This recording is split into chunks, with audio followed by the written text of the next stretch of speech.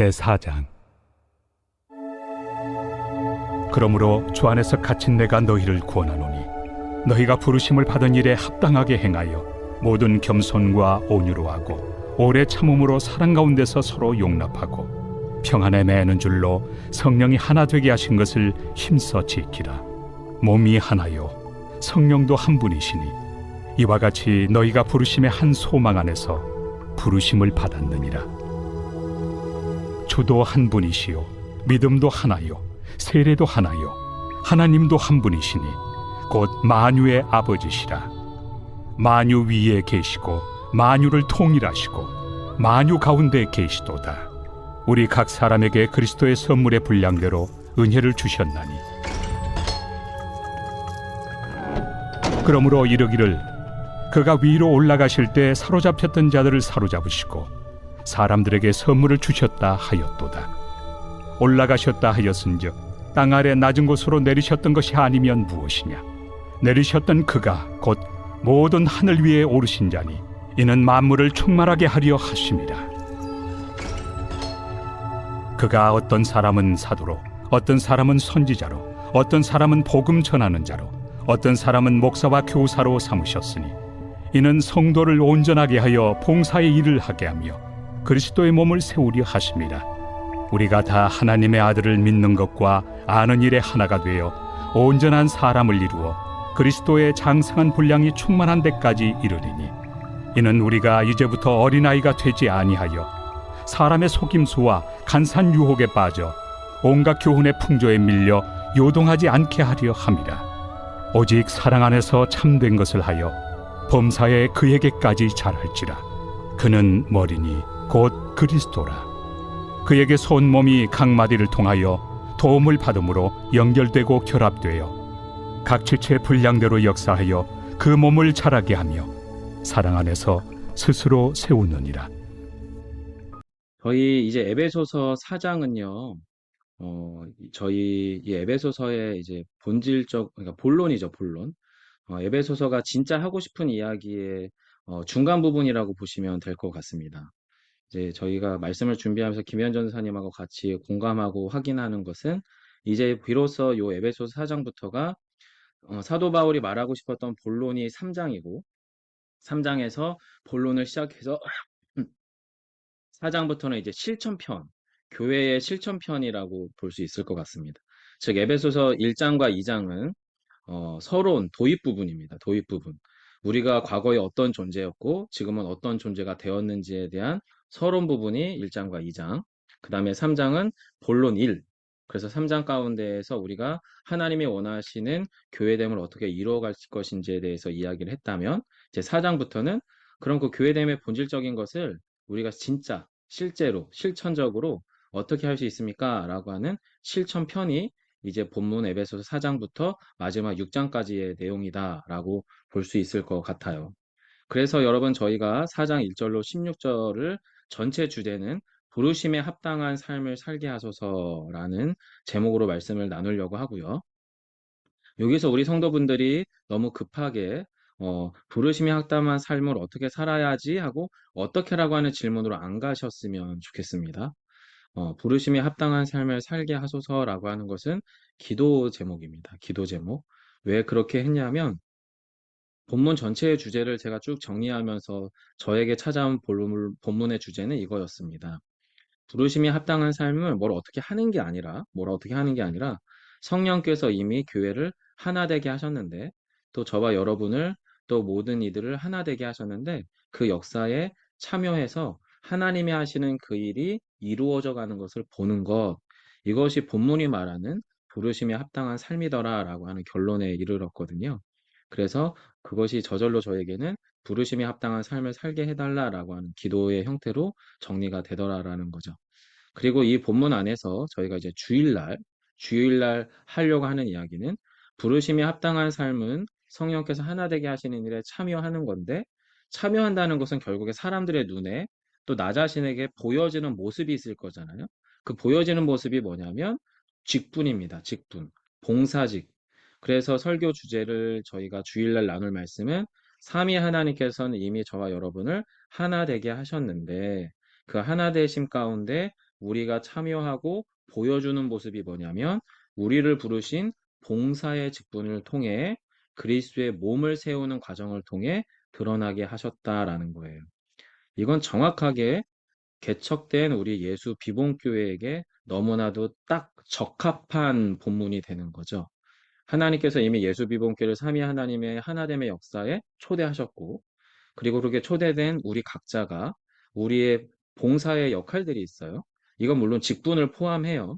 목사로 부르기도 했고, 권사로, 장로로, 집사로 부르시기도 하셨지만, 그런 직분을 포함해서 이미 우리는 부르심이라고 하는 직분을 통해서 바로 예수 비봉교회가 그리스도의 몸으로 세워지도록 거기에 어떻게 해요? 참여하게 됐다. 이런 주제로 저희가 주일날 말씀을 나누게 될 거입니다. 그래서 여러분 4장 1절로 16절의 말씀을 쭉 읽으실 때는 크게 키워드를 두 개를 기억해 주시면 돼요. 첫 번째는 부르심. 콜링이라고 부르셔도 되고요. 경륜이라고 하셔도 되고요. 하나님의 깊으신 뜻이라고 표현해도 돼요. 왜냐면 앞에서 사도 바울이 지금 하나님의 경륜, 또 하나님의 깊으신 뜻, 그리고 오늘 본문에서는 부르심이라고 하는 단어를 사용하는데 이 부르심이라고 하는 단어가 이 전체 사장을 채워가고 이끌어가는 중요 키워드가 된 것 같고요. 그리고 그 안에서 이 일을 이미 이루신 성령 하나님이 그 일을 이루셨다는 것과 또 하나는 그 부르심에 합당한 삶을 살아가고 있는 힘, 출발점이 뭐냐면 그리스도의 사랑입니다. 사랑. 그리고 그 사랑이 나를 통해 표현되는 과정도 역시도 사랑입니다. 그래서 이 본문의 키워드는 부르심과 성령과 사랑이다 라고 보시면 되겠고요. 저희가 이 4장 1절로 16절의 전체 주제를 크게 세 가지로 나누려고 합니다. 살펴보려고 하는데, 자, 첫 번째예요. 네. 화면을 보면, 네, 신우 형제, 네, 사랑해요. 자, 한번 1번, 한번 읽어봐 주실래요? 1번. 마이크 한번 해제해 주시고. 사도 바울이 요청한 부르심에 합당한 삶은 방식이 아니라 태도입니다. 네, 요걸 꼭 좀 기억해 주세요. 오늘 저희의 중심 주제가 이건데, 어, 부르심에 합당한 삶이 뭐냐라고 하면은 우리는 너무나 급하게 어떻게라고 하는 문제로 가려고 하는데 성경을 아무리 읽어봐도 본문이 어떻게를 설명하고 있지 않더라라는 거예요. 그래서 우리는 거기서 합당한 삶은 방법에 대한 설명이 아니라 태도에 대한 설명이다라고 하는 것을 기억해 주시면 좋겠고요. 자, 두 번째에 이어서 신우 형제 계속 한번 읽어볼까요? 2번. 삼위 하나님의 본성은 하나됨 연합이며 예수님만이 하나됨의 충만한 원천입니다. 네, 요거 역시도 너무 중요한 주제인데요. 삼위 하나님께서 존재하시는 원래 방식 자체가 존재 방식이라고 어려운 말로 표현하는데 삼위 하나님은 아버지 하나님과 아들 하나님과 성령 하나님 세 분 하나님께서 하나로 함께 계셔요. 여기서 하나는 원이라는 의미가 아니라 유닛, 연합되다라는 표현이거든요. 즉 삼위일체라고 저희는 보통 성경에서 교회에서 가르치죠. 그래서 하나님의 본성 자체가 하나됨, 연합이고요. 그 이 연합의 원천이 뭐냐면 예수님이시라는 거예요. 예수님. 왜냐하면 예수님께서 하나 되게 하시기 위하여 육체를 입고 이 땅 가운데 오셔서 십자가의 죽으심으로 분리되었던 것. 벽이 세워져 있었던 이방인과 유대인을 하나 되게 하셨고, 그리고 죄와 허물 가운데 죽어있던 존재를 다시 생명의 존재로 또 그리스도의 아름다운 하나님의 걸작인 작품 포이에마로 부르심에 합당한 자로 부르셨거든요. 이렇게 회복되고 하나 되게 하시는 일을 주님께서 직접 하셨기 때문에 예수님만이 그 하나됨의 충만한 원천입니다라고 하는 이야기를 4절로부터 10절의 이야기가 하는 거고요. 마지막으로 3번 한 번 더 읽어줄래요? 우리는 각자가 아니라. 우리는 각자가 아니라 함께 그리스도의 몸 교회로 부르심을 받았으며 함께 그리스도의 충만함에 이르는 신비에 초대받았습니다. 네, 저희가 요 3번을 주일날 함께 나누게 될 겁니다. 우리는 각자가 아니라 함께 부르심을 받았어요. 저희는 예수 비봉교회 물론 각자 오셨겠지만 하나님의 관점에서는 저희는 함께 온 겁니다. 그래서 누구 하나가 앞서서 잘 가는 게 아니고요. 함께 온전하게 가야 되는 게 교회 개척의 과정이라고 하는 걸 꼭 기억해 주시고, 그래서 저희는 함께 그리스도의 몸이 되도록 부르심을 받았고, 그리스도의 몸 중에 하나로 이제 예수 비봉교회를 세상과 사람들 중에 보여줄 자로 우리가 부르심을 받은 거고, 이 함께 부르심을 받은 것은 결국에 우리가 그걸 통해 뭘 하려고 하는 거냐면 함께 그리스도의 충만함에 이르는 신비에 초대받았다라고 하는 내용을 저희가 주일날 말씀을 통해 나누려고 합니다. 그래서 오늘 저희가 함께 나눌 큰 주제는 1번과 2번이 될 거예요. 자, 그럼 1절로 3절 본문을 저희가 함께 살피면서 볼 건데, 여러분 오늘부터는 좀 본문 자체를 저희가 함께 나누면서 그 본문이 무슨 이야기를 하는지 본문의 내용을 이해하는 방식으로 이야기를 해 가려고 하는데요. 저희 전영미 지사님께서 성경책 4장 1절로 3절을 잠시 한번 읽어 주실 수 있을까요? 네, 마이크를 한번 해제해 주시고, 네, 4장 1절로 3절을 한번 읽어 주시기 부탁드립니다. 그러므로 주 안에서 같이 내가 너희를 권하노니 너희가 부르심을 받은 일에 합당하게 행하여 모든 겸손과 온유로 하고 오래 참음으로 사랑 가운데서 서로 용납하고 평안에 매는 줄로 성령이 하나 되게 하신 것을 힘써 지키라. 네, 성경 여러분, 네, 3절까지요. 감사합니다, 이사님. 여러분 성경책에서 요걸 보시면은 이제 한글 성경이 이제 원어나 내지는 영어 성경하고 좀 표현과 번역이 조금 달라요. 강조점을 좀 더 이렇게 두기 위해서 한 건데, 이제 성경을 이제 저는 영어 성경을 주로 보고 있고요. 그리고 저희 김현여사님은 원문을 보는데, 그래서 서로 이제 서로 소통하면서 이 본문을 맞게 읽어가는지를 같이 체크하는데, 여기서 여러분께서 동그라미를 쳐주셔야 되는 게 뭐냐면 사랑 가운데서라고 할 때 사랑입니다. 사랑. 그래서 2절에서 부르심에 합당한 삶의 태도가 하나 있는데 그게 뭐냐면 바로 부르심에 합당한 삶의 태도는 사랑, 그리스도의 사랑 안에서 그 사랑이 밖으로 표현될 때에는 겸손, 온유, 인내가 되는 거예요.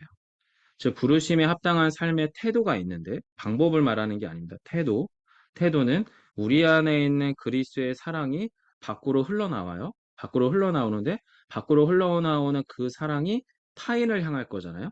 내 배우자를, 내 자녀를, 또 나의 이웃을, 나의 성도를 향할 텐데 그 태도의 모양새가 뭐냐면 겸손함이에요. 온유함이에요.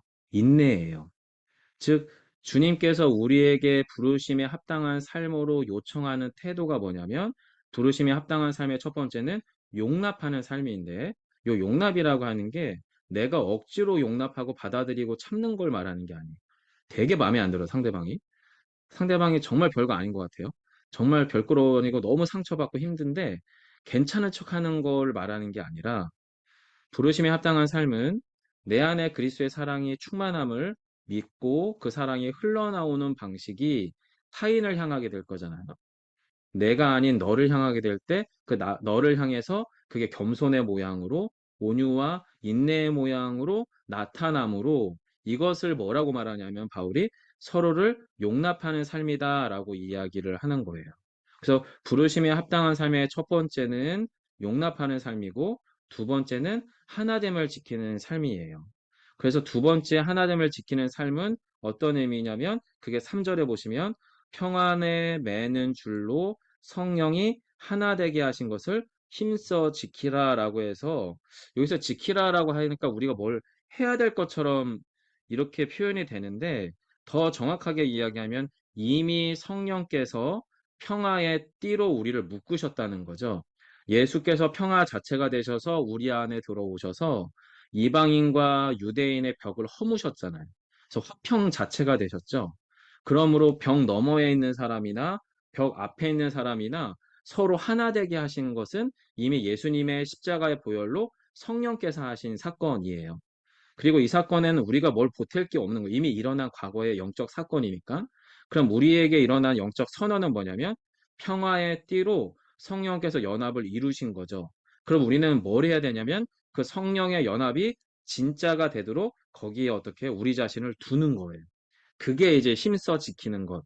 제식으로 표현하면 성령께서 하나 되게 하신 성령의 연합에 우리가 힘써 참여하는 것이다라고 하는 게 요 1절로부터 3절의 이야기다라고 하는 것. 그래서 여러분, 부르심에 합당한 삶은 사랑 안에서 겸손과 온유, 인내를 통해 여기서 힘은 사랑입니다. 예수님의 충만함으로부터 충만함에 흘러넘치는 그 사랑이 우리 안에 이미 머물러 있습니다. 여러분 이걸 믿으셔야 됩니다. 믿지 않으면 아무 일도 일어나지 않아요. 그 사랑이 내 안에 진짜 있는 거예요. 그리고 그 사랑이 타인을 향해서 흘러나아갈 때 그 모습이 겸손과 온유와 인내를 통해 드러나게 돼요. 그리고 이것을 성경은 서로를 용납하는 삶이라고 규정하는 겁니다. 그리고 부르심에 합당한 삶의 두 번째는 평화의 띠로 이미 성령께서 이루신 성령의 연합을 우리 스스로가 어떻게 해요? 심써 지켜가는 것입니다. 이게 부르심에 합당한 삶이에요. 자, 그래서 여러분 우리는 부르심에 합당한 삶이 무엇인가에 대해서 질문을 받게 될 때 너무나 서둘러서 어떻게 살아가는 게 부르심에 합당한 삶일까? 라고 하는 방법론으로 옮겨가시면 안 됩니다. 본문을 유심히 살펴보면 부르심에 합당한 삶은요, 방법에 대한 설명이 아니라는 걸 보게 됩니다. 태도에 대한 부분입니다. 태도. 저희가 부부관계에서 사랑의 대화를 할 수 있는 방법도 태도에서 나타나잖아요.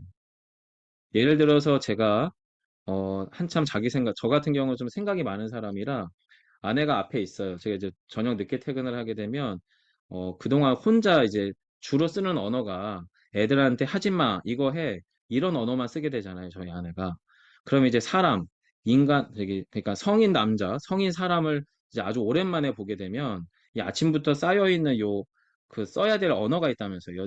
여자분들이 한 5천 단어인가, 5만 단어인가 이걸 다 써야 된다면서요.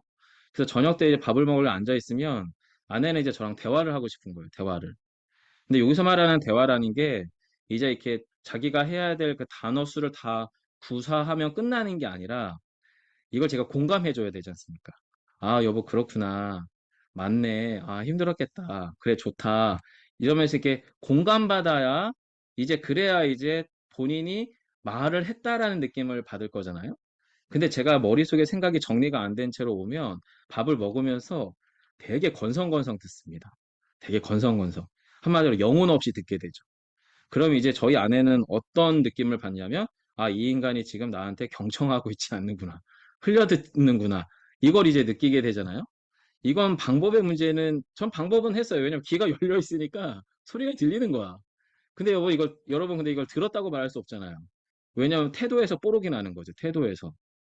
그러니까 지금은 제가 설명드리고 싶어 하는 부분이 뭔지를 이해해 주시면 좋겠어요. 부르심에 합당한 삶을 한국교회 성도들이 그걸 딱 듣게 되면, 아, 이렇게 하는 게 부르심에 합당한 삶이구나라고 해서 방법으로 자꾸, how to를 자꾸 넘어가려고 하시는데, 그게 아니라 태도와 방향의 문제라고 하는 것을 꼭 좀 기억해 주시면 좋겠습니다.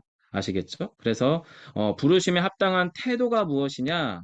요것이 이제 저희가 주일날 저희 공경 소모임에서 나누실 복음 대화의 첫 번째 주제가 될 것입니다.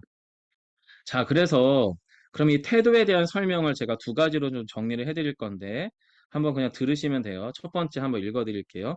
충만함에서 충만함으로 흘러넘치는 예수의 사랑 안에서, 출발점은 예수의 사랑 안에서예요. 예수의 사랑 안에서 다른 사람을 주님의 겸손, 주님의 온유, 주님의 인내로 대하는 것입니다. 상대방이 있는데, 눈앞에 그 사람이 있는데 내가 아는 그 사람으로 대하는 순간 우리 안에 뭐가 쌓이냐면 벽이 만들어집니다. 벽이.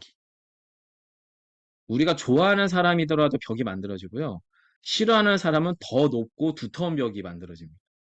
하지만 우리가 눈앞에 있는 그 대상을 바라볼 때에 이 사람 안에도 그리스도 예수가 깃들어 있으므로 그 사람을 주님이 어떻게 대하셨는지를 묵상함으로 대하기 시작을 하면 이미 예수 그리스도의 흘러넘치는 사랑이 나 자신을 당신의 겸손, 당신의 온유, 당신의 인내로 대한 것처럼 우리 역시도 우리 안에 그 사랑이 밖으로 그 타인에게 주님께서 나에게 대하신 겸손과 온유와 인내로 대하게 되는 거지요.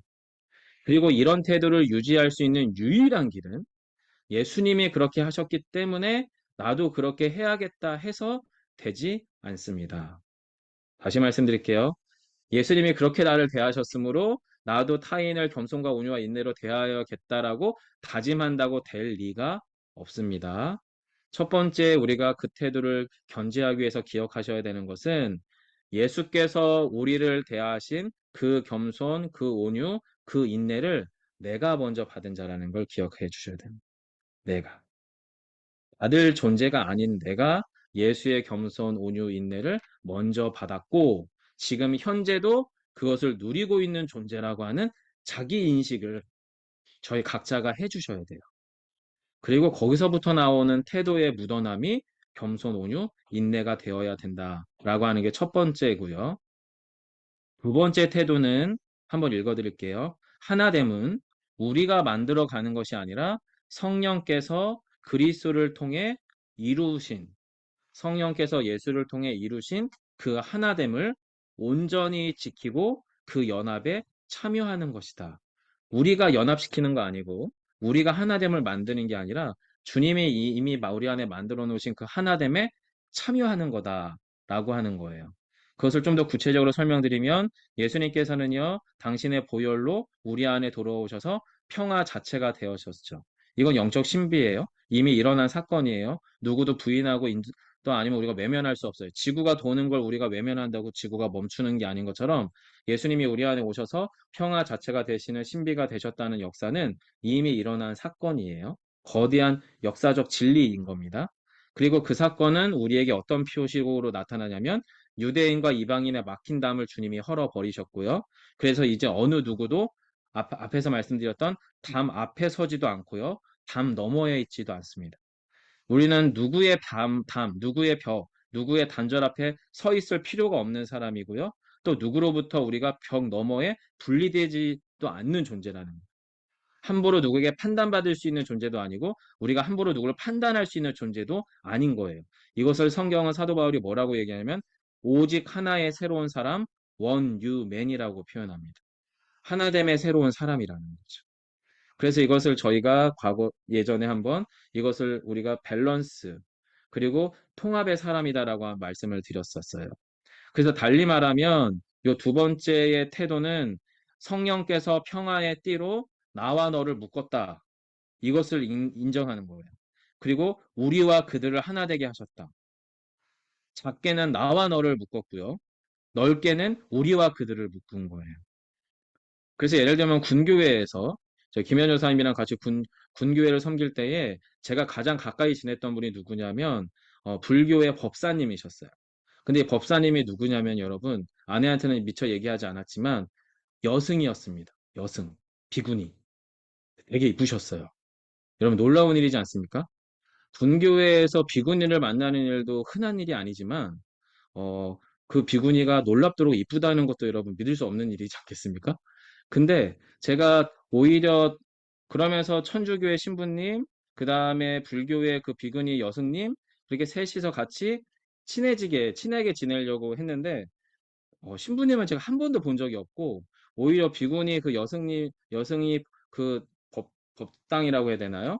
군부대 안에 법당에 그렇게 맛있는 그 고급스러운 차를 그렇게 많이 갖고 계셔서 제가 주로 갔죠. 그래서 차를 많이 얻어 먹으면서 그렇게 교제했었던 기억이 있어요. 그러면서 제가 김현수 사람한테 그런 얘기를 했습니다. 아, 우리 교단에서 알면 큰일 날 일이다.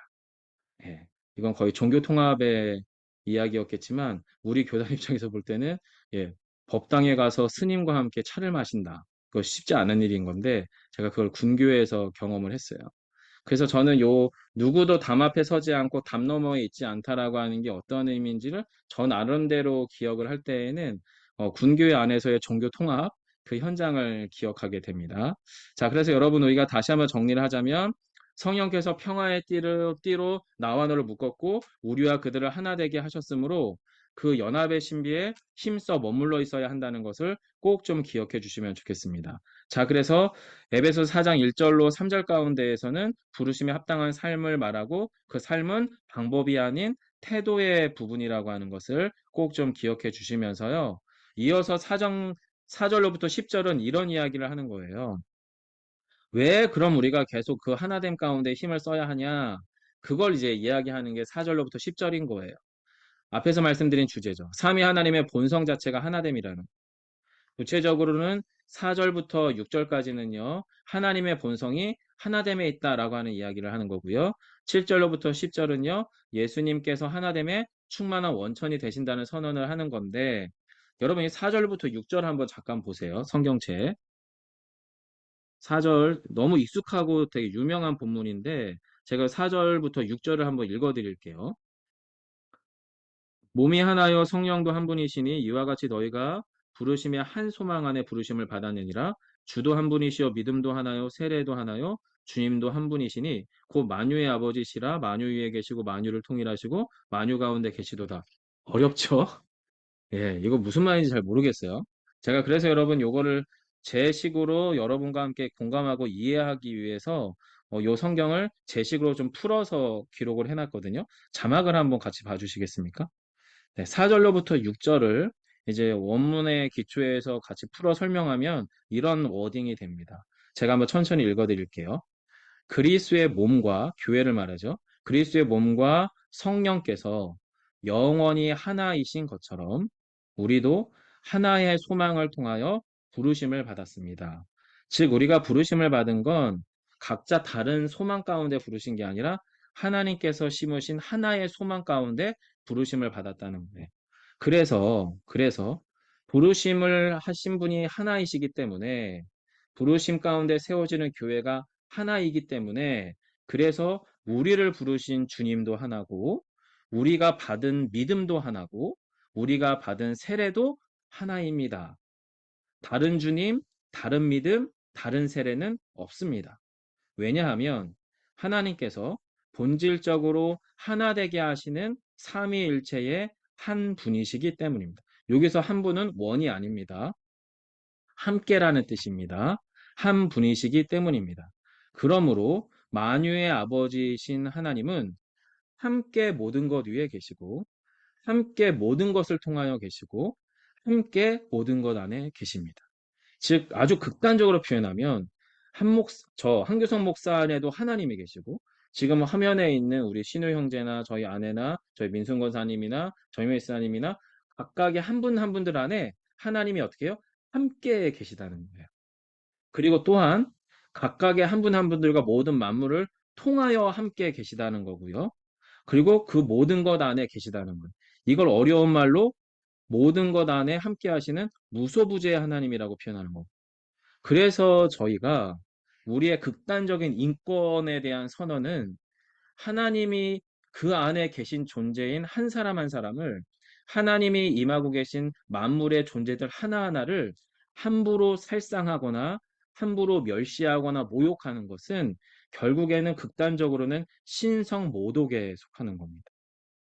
이게 지금 만유의 아버지이신 하나님은 함께 모든 것 위에 계시고 함께 모든 것을 통하여 계시고 함께 모든 것 안에 계십니다라고 하는 선언의 확장된 선언이 그거예요. 그래서 저와 여러분이 우리의 자녀들을 대할 때에 작은 아이이고 의사결정력이 우리보다 떨어지기 때문에 내가 결정해서 해줘야만 이 아이는 안전할 거다라고 하는 것은 심각한 신성 모독이 될 수 있습니다. 이미 그 안에 하나님이 계십니다. 이미 그 안에 예수가 계신 거예요. 그 만유 안에 계신 하나님이 그 아이 위에 그 아이를 통하여 그 아이 안에 있는 거예요.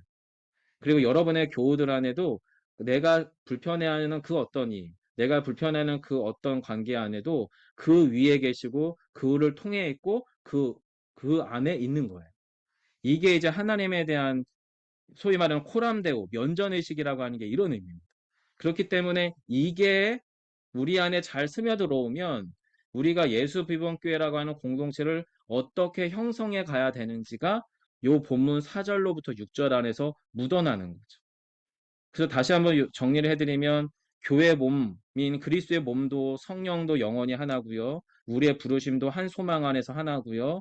그렇기 때문에 우리는 주님도 우리의 믿음도 세례도 하나인 거예요. 다른 주님 없어요. 제가 믿는 하나님과 여러분이 믿는 하나님이 다르지 않습니다. 제가 갖고 있는 믿음과 여러분이 가지고 있는 믿음이 다르지 않습니다. 이렇게 해서 본질적으로 하나님 안에서 우리가 하나라고 하는 거예요. 그래서 여러분 이 부분을 우리가 이렇게 정리해 볼 수 있는데요. 엄청나게 놀라운 삼위일체의 신앙 고백이에요. 그리고 엄청난 선언이죠. 따라서 하나님의 본성을 따라 하나됨에 참여하고 있는 모든 신자, 그리스도인들 안에는 이게 우리의 본성이어야 돼요. 하나됨에 힘써 머물고 지키는 것이 우리의 본성이어야 돼요. 그래서 여러분 우리는요. 장로교인, 성결교인, 아니면 뭐 천주교인, 불교인 구별은 가능하지만 차별은 안 됩니다. 그리고 구분은 가능합니다. 우리는 장로교인이고 저쪽은 감리교인이고 저쪽은 성결교인이고 이쪽은 뭐 신천지고 구분은 가능합니다. 하지만 분리는 안 됩니다. 분리는 안 됩니다. 구별은 가능하지만 차별이 안 되고요. 구분은 가능하지만 분리는 안 됩니다. 다른 믿음은 없습니다. 틀린 믿음이 있을 뿐입니다. 다른 믿음과 틀린 믿음은 많이 다릅니다. 물론 그분들은 틀렸다라고 하면 되게 기분 나빠하시겠지만 그들 안에 우리가 고백하는 하나님이 없으면 그건 틀린 믿음입니다. 이단은 틀린 믿음이죠. 다른 종교에 머물러 계신 분들은 틀린 믿음이죠. 다른 믿음일 수 없습니다. 따라서 여러분, 틀린 믿음은 다른 하나님, 다른 주님, 다른 고백에서만 존재하는 거예요. 그런데 우리가 여기서 두 번째 복음 대화로 나눠가야 될 주제가 뭐냐면 우리 안에도 틀린 믿음이 존재하고 우리 안에도 여전히 그 틀린 믿음이 작동되더라라는 거예요. 그 믿음의 내용이 뭐냐면 하나님 없이 우리 안에 원래 싹트고 있었던 믿음, 바로 우상에 대한 믿음입니다. 우리는 하나님만큼 우리를 안전하고 확실하게 보장할 거라고 믿는 내 건강, 내 지식, 내 재산, 내 관계, 또 내 사랑, 또 내 확신, 이것들이 내 안에서 틀린 믿음을 제공하거든요. 근데 이 틀린 믿음이 작동되는 상태에서 내가 예수님에게 예수 그리스도의 복음으로 구원받았기 때문에 나는 그리스도인으로서 정상적 믿음이 작동된다고 착각할 수 있는데 우리 안에는 틀린 믿음과 그리고 이 성령 하나님의 삼위 하나님의 하나 되게 하신 참 믿음이 공존하는 존재입니다. 공존하는 존재.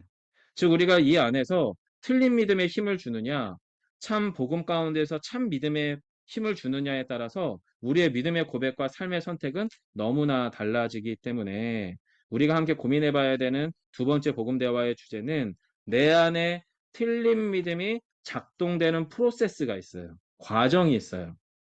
내 안에 예수 그리스도의 충만한 사랑으로부터 흘러나오는 이 복음에 합당한 삶인 바로 내 그리스도의 충만한 사랑으로부터 나오는 인내와 겸손과 그리고 이 믿음 안에서 온유에서 흘러나오는 그게 아닌 나의 잘못된 믿음으로부터 흘러나오는 비복음적인 것들이 작동될 때가 있다는 거죠. 이것들을 구분해낼 수 있는 복음적 분별이 우리 안에서 일어나야만 저희는 지금 이 본문에 만유의 하나님이 모든 것 위에 함께 계시고 함께 모든 것을 통하여 계시고 함께 모든 것 안에 계시다는 신비에 함께 참여할 수 있게 돼요. 그래서 이 부분을 저희가 같이 좀 구분해 보면 좋겠다 싶고요. 이어서 7절로부터 10절은 자막을 한번 고마워요. 7절로부터 7절에 사도 바울은 이 얘기를 하는 거예요. 아, 그럼 이 하나됨을 내가 어떻게 해야 되지? 우리 자꾸 그쪽으로 빠지는데 그게 아니라는 거예요. 성경은 예수님만이 그 하나됨의 원천이라고 말을 하는 거예요. 그리고 충만함의 근원이라는 거예요. 요 얘기를 지금 7절로부터 10절이 그 얘기를 하는 겁니다. 이 7절로부터 10절을 여러분이 우리 개역 개정판 성경을 읽어보면 이게 뭔 얘기야? 이렇게 될 수 있어서 이걸 또 제가 좀 표현하기 쉽게 저 식으로 좀 구절을 좀 정리해 봤어요. 이 박스를 제가 읽어 드릴게요. 하나님의 은혜는 우리 각 사람에게 그리스도의 선물의 분량대로 주어졌습니다. 여러분 여기서 주어는 은혜입니다. 은혜. 하나님의 은혜가 우리에게 주어졌는데 그 주어진 게 뭐냐면 각각의 사람들에게 그리스도의 선물의 분량껏 주어졌다라고 성경은 얘기를 합니다. 그리고 그렇게 주어진 이유가 뭐냐면 왜냐하면 이미 주님은 낮은 곳, 세상 속에 육체로 오셨다는 게 낮은 곳을 의미하는데 낮은 곳으로 오셔서 세상 속에 육체로 오셔서 모든 죄의 포로 저희를 포함한 모든 인류의 죄의 포로를 해방하시고 부활하셔서 다시 하늘에 오르시죠. 다시 하늘에 오르셔서 모든 만물을 본래의 자리로 되돌리시는 바로 모든 만물을 충만하게 하나 되게 하셨다는 거예요. 그러니까 주님이 십자가에 죽으시고 부활하신 건 두 번째 창조거든요. 창조라고 하는 게 뭐냐면 하나님의 질서와 성품 안에 모든 만물을 하나 되게 하신 게 창조입니다. 즉 예수님의 십자가의 사건은 재창조라고 불리는 이유가 뭐냐면 다시 모든 만물을 충만하게 하나 되게 하셨기 때문이라고 하는 거고 그렇게 충만하게 하나 된 사건 안에 우리에게 찾아온 구원의 은혜가 있는 거예요.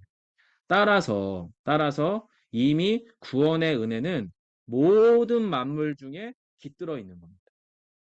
사람에게나 동물에게나 관계와 사물 가운데도 이 구원의 은혜는 만물 가운데 깃들어 있는 거고요.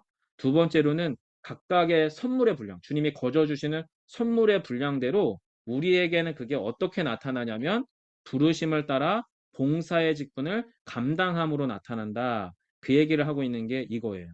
즉 7절로부터 10절을 조금 정리해 드리면 예수님이 이미 하나됨의 원천과 그 하나됨의 충만한 근원이 되셨기 때문에 우리 안에 예수님이 행하신 사랑과 구원의 간격이 충만하면 충만할수록 저절로 그 사랑이 충만하면 충만할수록 우리는 저절로 그 선물의 분량껏 우리의 부르심을 따라 우리의 봉사의 직분을 감당할 수 있게 된다라는 거예요.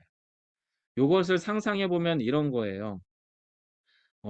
지난주에도 한번 비유를 설명드렸는데 비행기가 만약에 우리나라에서 저쪽 미국으로 가는 비행기가 있는데 때마침 그때 엄청나게 거대한 뭐 편서풍이든 아니면 대류풍이든 뭐 바람 이름이 정확하게 뭔지 모르겠는데 미국으로 날아가는 비행기를 뒤에서 엄청나게 거대한 지구상에 부는 그 큰 바람이 비행기에게 바람이 불면 비행기는 연료를 엄청나게 줄이면서 빠른 속도로 미국으로 날아갈 수 있다고 하더라고요. 마찬가지로 바다에서도 조류를 제대로 탄 배는 그 배의 연료를 최소한으로 쓰면서 원하는 목적지에 최대한 빨리 도달할 수 있어요. 왜냐면 그 물속에 보이지 않는 조류라고 하는 흐름이 있거든요. 이게 마찬가지로 보이지 않는 하늘길이 있는 거고 보이지 않는 바닷길이 있는 것처럼 우리의 신앙 은혜의 충만함에도 보이지 않는 그 은혜의 길이 있는 거예요.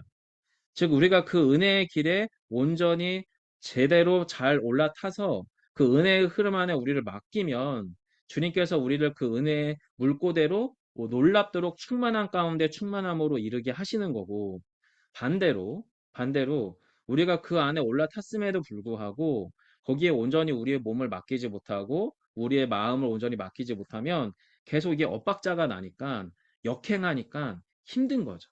힘든 거죠.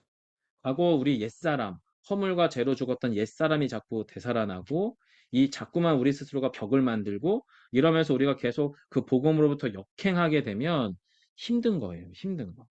그래서 여러분 우리가 이 부분들 따라서 이미 구원의 은혜는 모든 만물 중에 깃들어 있으며 선물의 분량대로 우리는 부르심을 따라 봉사의 직분을 감당합니다라고 하는 것은 예수님이 우리 안에 행하신 그 구원의 흐름에 온전히 우리를 맡기게 되면 자연스럽게 우리는 부르심에 합당한 삶의 자리에 머물러 있게 됩니다. 그 얘기를 하고 있는 거고요. 자, 마지막은 아니네요. 자, 좀 빨리빨리 해갈게요. 11절부터 13절은 그 하나님의 그 거대한 구원의 흐름에 우리가 어떻게 올라탈 수 있느냐 그 얘기를 하는 게 이제 11절부터의 이야기거든요. 자, 그래서 11절은 우리는 봉사의 직분을 통해 그리스도의 몸을 세우고 그리스도의 충만함에 이르게 됩니다라고 정리하는 내용이 요 11절부터 13절입니다. 여기서 11절부터 13절을 정리하면 이런 이야기예요. 자, 그래서 주님은 이 하나님의 충만한 은혜 안에서 우리를 어떻게 부르시느냐면 직분자로 부르셨다는 거예요. 네, 여러분 여기서 꼭 기억해 주셔야 되는 게 여기서 말하는 직분자가 물론 아래에도 이제 뭐 교사, 사도 뭐 이런 등등 목사 이런 거 나오는데 그런 직분자를 말하는 건 아니고요. 부르심에 반응하는 자라고 보시면 됩니다. 부르심에 반응하는 자. 즉 예수님께서는요. 저와 여러분 각 사람을요. 부르심에 반응하는 자로 삼으셨습니다. 직분자로 삼으신 거죠. 근데 부르심으로 반응하는 자인 우리가 어떤 사람은 목사고, 어떤 사람은 교사고, 어떤 사람은 장로요, 권사요, 집사이신 겁니다. 자, 그래서 우리는 그 각 사람의 직분자로 삼으시고 부르심에 반응한 자로 삼으셔서 그럼 뭘 하느냐?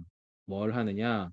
성도를 준비시켜 온전하게 한다라고 하는 의미인데 저희가 주일날 이 본문을 좀 더 자세하게 다룰 테니까 오늘은 여기서 좀 간략하게 이 내용만 살필게요.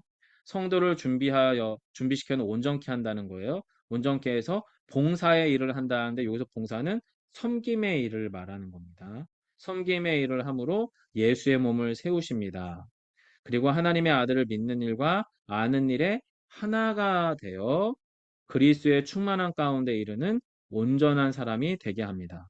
여러분 여기서 꼭 기억해 주셔야 되는 게 성도를 준비시켜 봉사일을 말한다고 할 때 이 봉사가 오해하고 들으시면 안 되는데 우리 한국교회 안에서 생각하는 그 봉사가 아닙니다. 아닙니다. 여기서의 봉사는 뭐 주차 봉사, 뭐 식당 봉사, 교회 청소, 교사, 성가대, 뭐 아니면 직분자로서의 섬김, 요런 형태로 교회에서 하는 일은 맞는데 여기서 말하는 봉사와 섬김은 그 일을 통해서 예수의 몸이 세워지도록 하는 일이 봉사입니다. 다시 말씀드릴게요. 목사로서 저 한규성이 교회를 섬긴다고 말을 할 때에 설교하는 게 저의 봉사는 아닙니다. 물론 봉사죠. 제가 해야 될 일은 주로 설교고 목양이고 이렇게 교육하는 거니까. 하지만 만약에요, 제가 설교를 너무 잘해요. 또 가르침을 너무 잘해요. 근데 봉사를, 이 설교를 통해 가르침을 통해 교회 목양을 통해 저의 욕망을 채운다? 저는 그러면 여러분 봉사한 거 아닙니다. 예수의 몸을 못 세웠기 때문에. 즉, 이 본문에서 강조하고 싶어 하시는 게 뭐냐면요. 성도를 성도로서 잘 준비시켜서 나의 섬김, 이 직분에 맞는 그 어떤 역할을 통해 예수의 몸이 세워지는 일에 참여하게 하신 것을 봉사라고 합니다. 봉사. 그래서 우리는요, 여러분, 예수 비봉교회 안에 모든 존재가 봉사할 수 있는 겁니다. 모든 존재. 우리 한 사람 한 사람이 주일날 예배 때 같이 예배드리고 기도하고 기뻐하고 웃고 사랑하고 맛있는 거 먹고 청소하고 교사도 하고 찬양대도 하고 주차 봉사도 하고 식당 봉사도 하고 이 모든 것들을 다 할 수 있는데 그걸 통해서 예수의 몸이 세워지게 하면 그게 다 봉사인 겁니다. 저 우리 꼬맹이들이 예배 시간에 막 정신없게 막 치달아가고 뛰어다녀도 그걸 통해서 이 아이들이 교회 안에서 하나님을 기뻐하고 있다면 여러분 그 아이는 그 아이답게 예수의 몸을 세우고 있는 겁니다. 지금 그 얘기를 하고 있는 거예요. 그래서 이것을 다른 표현으로 사도 바울이 뭐라고 말을 하냐면 하나님의 아들을 믿는 일과 하나님의 아들을 아는 일에 하나가 되어 그리스도의 충만한 가운데 가닿는 것. 그리고 이것을 성경은 뭐라고 말하냐면 온전한 사람이라고 합니다. 온전한 사람. 자, 그래서 이 부르심에 합당한 삶의 구체적인 이야기들은 저희가 주일날 한 번 더 이야기를 하겠고요. 자, 마지막 14절로 16절로 한번 넘어가 볼게요. 자, 그러면서 사도 바울이 이렇게 결론을 내려요. 요청하는 거죠. 더 이상 영적 아이의 삶에서 떠나서 그리스도의 장성한 사랑에까지 좀 자라갑시다라고 권면합니다. 그리고 이것이 우리 예수비봉교회가 해 나가야 될 일인데, 자, 그럼 여러분 영적 아이의 삶이 뭐고 그리스도의 장성한 사랑에 자라나간다는 게 뭐냐? 그게 이제 14절로 16절의 이야기거든요. 이제 영적 아이처럼 온갖 세상의 풍조, 인간의 속임수, 간교한 실수에 휘둘리지 말아야 됩니다. 사도 바울이 말하는 영적 아이는 어떤 사람이냐면 세상에서 이랬더라, 이렇다고 하더라 라고 하는 세상의 풍조, 거기 성경책에도 있잖아요. 세상의 풍조, 인간의 속임수. 여러분, 인간의 속임수가 유효하려면 뭐냐면 자기 확신이 있어야 돼요. 사기치는 사람은 여러분, 절반의 팩트와 절반의 사기를 교묘하게 섞어서 거기에 자기 확신을 담아서 하면 사람들이 다 속아 넘어갑니다. 대부분. 그래서 여러분 세상의 풍조, 인간의 속임수, 또 간교한 술수, 자신의 이익을 위해서 아주 의도적으로 사람을 속이는 게 간교한 술수인데 이것들에게 휘둘리는 존재가 바로 영적 아이라고 하는 거예요. 그래서 사도 바울은 지금 우리로 하여금 이 영적인 아이처럼 살지 마십시오라고 이야기하면서 뭐라고 말하냐면 오히려 그리스도의 사랑 안에서 진리를 말하십시오. 진리를. 고백하라는 얘기입니다. 그리스도의 진리가 무엇인지 고백하라는 거고요. 진리를 말하고 머리 대신 그리스도에게까지 모든 방면에서 모든 방면 지식적으로나 실천적으로나 아니면 영적으로나 이 모든 방면에서 자라나가라고 이야기하는 겁니다. 그러면서 온몸 그리스도의 온몸 교회는 머리 대신 예수 그리스도에게 어떻게 해요? 각각의 마디마디가 어떻게 해요? 조정되면서 연결된다고 말을 합니다. 조정됨과 연결됨이 같이 갑니다. 즉 예수 그리스도의 머리 대신 그리스도로부터 온전한 그 정신, 예수 그리스도의 참 정신이 지체된 우리들 안으로 온전히 연결돼서 가르쳐지는 거예요. 그리고 조정되는 거예요. 그렇게 되면 어떤 일이 일어나냐면 그 교회에 지체된 저와 여러분 각자가 각자의 적합한 역할이 있어요. 각각의 적합한 역할. 아까 우리 꼬맹이들이 예배 시간에 그 사랑의 예배 공동체 안에서 치달아가고 거기서 막 저지를 하는 것도 그 자체가 하나님 앞에서 기뻐하는 예배 행위일 수 있다는 거. 아주 극단적으로 보면. 그래서 각각의 지체는 그 적합한 역할을 따라서 사랑 안에서 온몸을 세우기 위해서 자라나가는 것. 이것이 지금 14절로 16절에 하시는 이야기예요. 영적 아이로서의 삶으로부터 떠나고 그리고 오히려 그리스도의 장성한 사랑까지 연결되려면 예수 그리스도, 머리 대신 그리스도에게 어떻게 해요? 연결되고 조정되어서 각 지체가 된 저와 여러분이 나의 적합한 역할을 따라서 함께 어떻게 해요? 교회의 몸을 세워가야 된다. 그러다 보면 어떻게 해요? 자라가는 거죠. 자라가야 됩니다. 이 자라가는 것은 우리가 하는 게 아니라 연결되면, 조정되면 성장합니다. 성도 여러분, 예수님의 사랑 안에 우리가 온전히 연결되고 그 사랑으로 조정되면요. 시간이 되면 자라갑니다. 왜냐하면 그리스도의 사랑에 연결되어 있습니다. 자라나가지 않을 때는 언제입니까? 본체인 포도나무 본체에 가지가 떨어져 있을 때 안 자라는 겁니다. 안 자라는 겁니다. 그래서 우리는 그렇게 연결되고 조정되면 자라나간다 라고 하는 것을 꼭 좀 기억해 주셔서 그래서 이 14절과 16절 역시도 주일날 한 번 더 구체적인 적용적 설교를 나누겠고요. 자, 오늘의 결론 부분을 같이 한번 보도록 할게요. 화면으로 좀 읽어 드릴게요. 부르심에 합당한 삶은 방식이 아니라 태도이며 예수의 사랑 안에서 타인을 용납하는 삶입니다. 또한 성령께서 이미 하나 되게 하신 신비에 참여하는 삶입니다. 라고 하는 것이 오늘 저희가 함께 나눈 첫 번째 결론이고요. 두 번째 결론은 삼위 하나님의 본성은 하나됨이며 예수님만이 하나됨의 충만한 원천이시므로 저희에게 필요한 건 뭐예요? 예수 안에 더 깊이 거하는 은혜가 필요합니다. 마지막 세 번째는 부르심에 합당한 삶은 결국 이 땅에서 교회를 통해 또한 신자의 삶을 통해 드러나게 될 것이고요. 저희는 그렇게 초대받은 사람이라고 하는 것을 기억해 주시면 좋겠습니다. 자, 그래서 여러분 이 본문 안에서 저희가 함께 나눠야 될 복음 대화는 크게 세 가지 부분인데 이 말씀 에베소 4장 1절로 16절에서 만나게 되는 예수님이 어떤 분인지를 함께 고백하고 기억하셔야 되는데 부르심에 합당한 삶은 결국 예수 그리스도께서 완성하신 삶입니다. 우리가 이루어가는 삶이 아닙니다.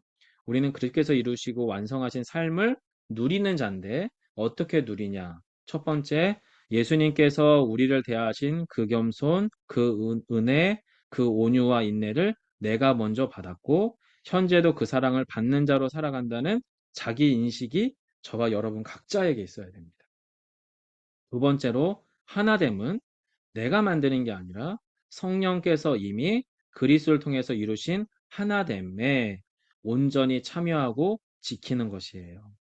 자, 이 놀라운 복음의 선언 안에서 저와 여러분은 어떤 주님을 만나고 있는지를 주일날 말씀을 통해서 함께 말씀에 머물다가 여러분의 공경 소모임에서 함께 나눠주시고 그 예수님은 그래서 나에게 어떤 분이신지를 함께 나눠주시면 좋겠고요. 그 다음 두 번째 옆으로의 질문인데요. 말씀 앞에서 가족과 교우들에게 나는 어떤 존재인가?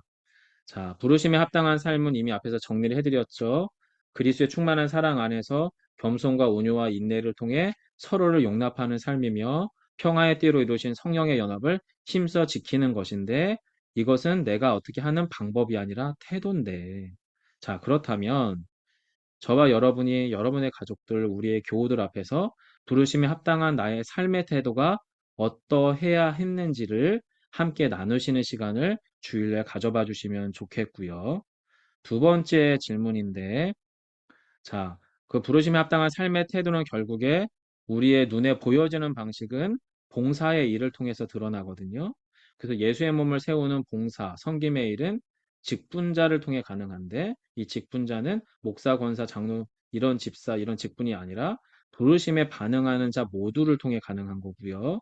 그렇다면 주께서 주신 나의 직분 앞에서 우리는 어떤 성도가 되어야 하는가? 이 질문을 좀 같이 나눠주시면 좋겠고 마지막으로 그럼 앞으로 우리가 이 말씀 앞에서 어떻게 서 가야 하는지 그것은 온전한 성도로 준비되어 교회가 되어가기 위해, 그리스도의 몸이 되어가기 위해 나 자신이 버려야 될 영적 아이의 삶이 무엇인지를 한번 질문해 보시기를 부탁드리고요.